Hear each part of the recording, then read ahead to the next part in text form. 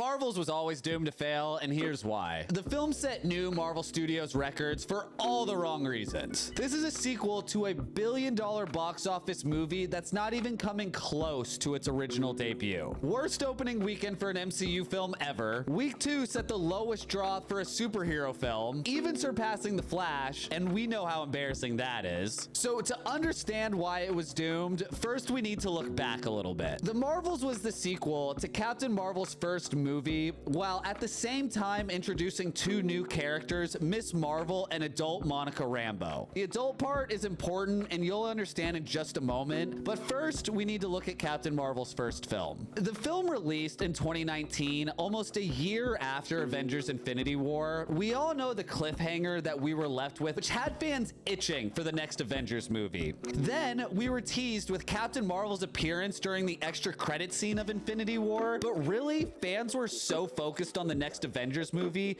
it created this gap of excitement we could have had for Captain Marvel. Captain Marvel's film went on to be a box office success, and while critics gave it great reviews, the fan reception was extremely mixed. It felt like Captain Marvel was a movie we had to see to prepare for Endgame, but that wasn't necessarily true. But the biggest problem that fans had was that this character we barely knew was going to come in and save the day during Avengers Endgame. So while the movie was a success, there was already a lack of support for the Captain Marvel character. Now to consider the introduction of our other two main leads. We had actually met Monica during the Captain Marvel movie when she was just a child, but she didn't have any significant screen time, and audiences really weren't given any clue as to if her character would grow into a bigger significance in the overall MCU. But we met Monica again as an adult during Marvel's first debut TV show, WandaVision. Some fans, myself included, actually overlooked the fact that this was the same young character from Captain Marvel's past. We were told that Monica lost her mother, Maria, Captain Marvel's best friend, during the blip, but we didn't see that since Lashana Lynch didn't make an appearance in the TV show. So unless you were paying close attention or reading online, you were left in the unknown. Then we met Kamala Khan a year and a half later in her own TV show titled Miss Marvel. At this point, the fandom was already getting burned out, or what was labeled superhero fatigue, but the show didn't get viewership like it could have, or like WandaVision did. So while the reviews for the show were great, the overall fandom didn't know who Miss Marvel actually was because nobody was watching the show.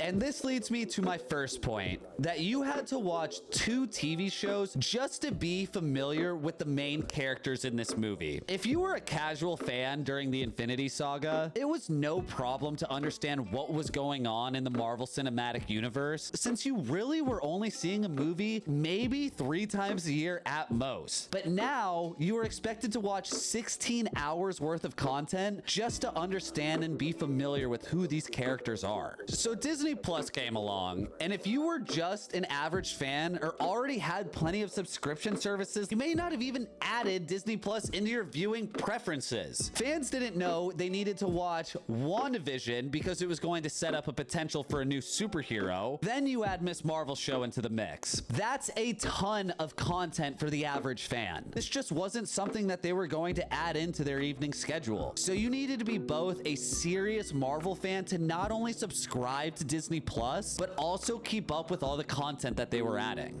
Now, regardless of the TV shows, people still usually show up to the movies if they know what movies are going on. This movie suffered heavily from having practically zero promotion behind it. This was mainly due to the writer's strike, which started in May 2023 and lasted all the way until October of the same year. Basically, the entire timeline that Marvel Studios would have promoted this film. Brie Larson couldn't discuss the movie, Sam Jackson couldn't, nobody could. It was interesting to notice that since the strike ended just about a month before the film's release, Marvel Studios must have had Brie Larson on speed dial, as they quickly got her to do some promotion for the film by visiting fans on the opening night and FaceTiming Samuel L. Jackson. Aman Vellani also did some press post-release of the movie by going on some talk shows, but this felt like it was a little bit too little, too late. So the only promotion that the films truly got were teasers and trailers, and the trailers in themselves themselves didn't give fans a lot to look forward to, since they gave zero indication how the films related to the overall multiverse or the Secret Wars arc. And especially if you take into account my previous point of having two new leads that audiences weren't familiar with, people just weren't interested. And people may have not been interested for another reason. And this is where the video may get a little bit controversial. I believe the Marvels suffered heavily due to animosity from the fandom that Disney has been pushing a certain agenda in the MCU since the conclusion of Avengers Endgame. The culture war, as some people have been saying. Disney has been a massive target of this slogan, and what movie could fit the bill more than the Marvels? You have an all-female cast, one who is of African-American descent, the other of Middle Eastern descent, and then you consider Captain Marvel's initial reception from her first movie, which we just discussed at the beginning of the video. I mean, just look at any comment section and you're guaranteed to see this type of sentiment. Now,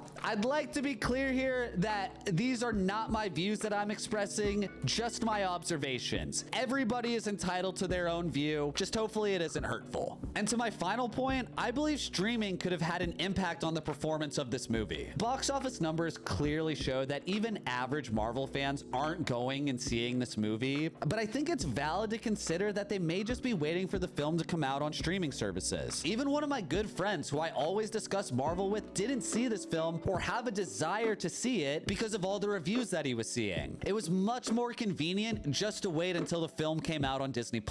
Personally, I saw the film on opening night and I thought it was one of the better movies that they've released recently. I even ranked it up there with Spider-Man and Guardians 3. Regardless, the film still suffered poorly. Time will tell what the future holds for Captain Marvel. This is the second film where her reception has been mixed. She still has a strong following with a niche of the fandom though, yet Marvel Studios is starting to focus on the young Avengers, so perhaps we'll see a transition from Captain Marvel to Miss Marvel. Only time will tell. Do you think there's anything else that could have played into this movie performing so poorly? Comment down below and let me know what you think. If you enjoyed the video, consider clicking subscribe. Thank you so much for watching. Bye.